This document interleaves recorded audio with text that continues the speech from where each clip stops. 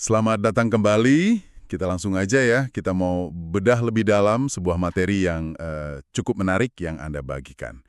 Fokusnya kali ini ke beberapa perilaku yang, ya menurut sumber ini ya, tanpa sadar bisa menghalangi, kehadiran Roh Kudus gitu dalam perspektif iman Kristiani.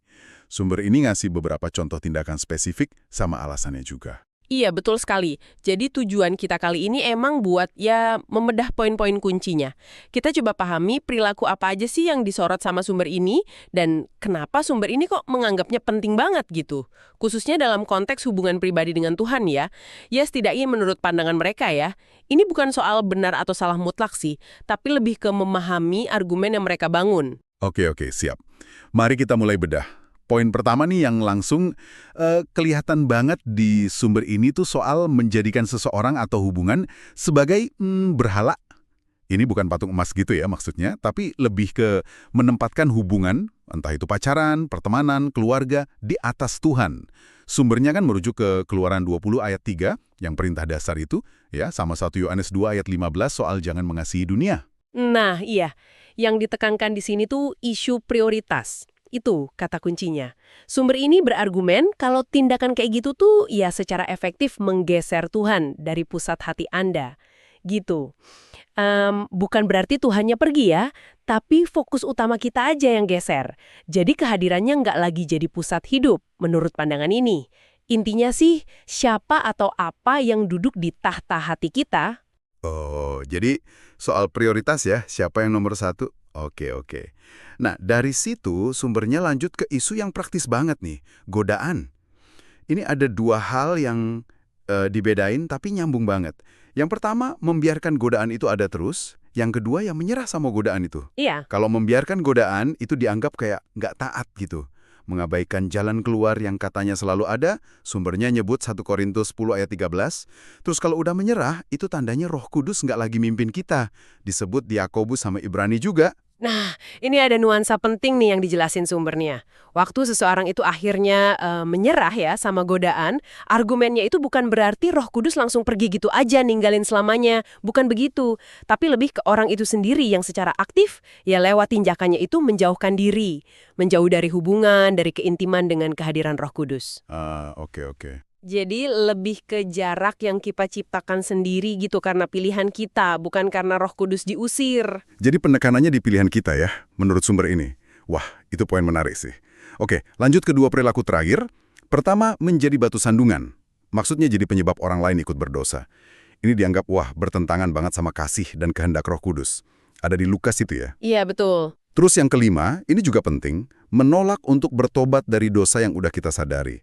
Ini digambarin kayak sikap keras hati gitu, yang sengaja bangun tembok penghalang.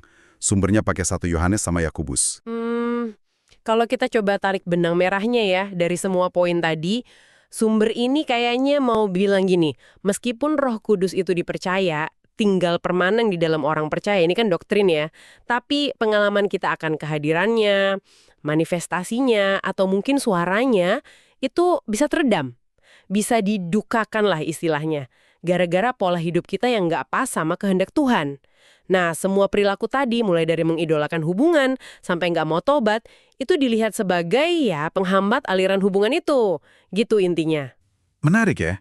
Tapi sumber ini nggak cuma berhenti di masalahnya aja kan? Justru bagian selanjutnya itu fokus ke solusi, langkah pemulihannya. Betul. Dan langkah-langkah pemulihan yang dijelasin ini menekankan sebuah proses. Proses yang aktif dan berkelanjutan.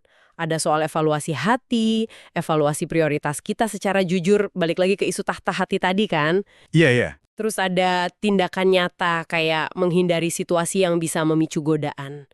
Terus kalau jatuh dosa, ya segera bertobat, jangan ditunda-tunda.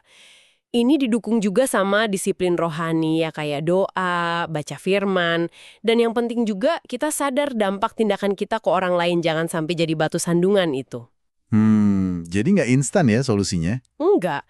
Dan terakhir, ya hidup dalam pertobatan terus-menerus. Jadi kayak gaya hidup gitu, bukan cuma sekali-sekali.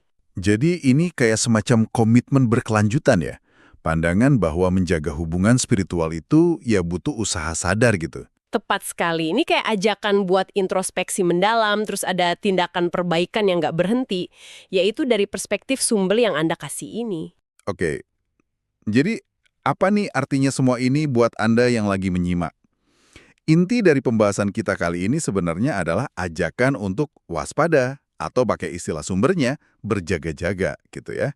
Waspada sama perilaku-perilaku yang dipercaya bisa meredam atau menjauhkan kita dari pengalaman akan kehadiran Roh Kudus.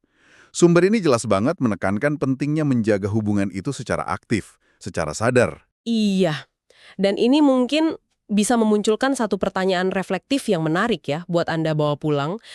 Terlepas dari Anda setuju sepenuhnya atau enggak sama kerangka teologi spesifik soal Roh Kudus ini ya, tapi coba pikirkan, gimana kesadaran tentang potensi perilaku yang menjauhkan, ini kayak tadi prioritas yang salah, dampak tindakan kita ke orang lain, atau pentingnya introspeksi dan koreksi diri, gimana kesadaran ini bisa mempengaruhi pilihan-pilihan Anda sehari-hari? Atau mungkin gimana ide-ide ini nyambung atau malah menantang kerangka nilai Anda sendiri. Nah, ini mungkin bisa jadi bahan perenungan buat Anda.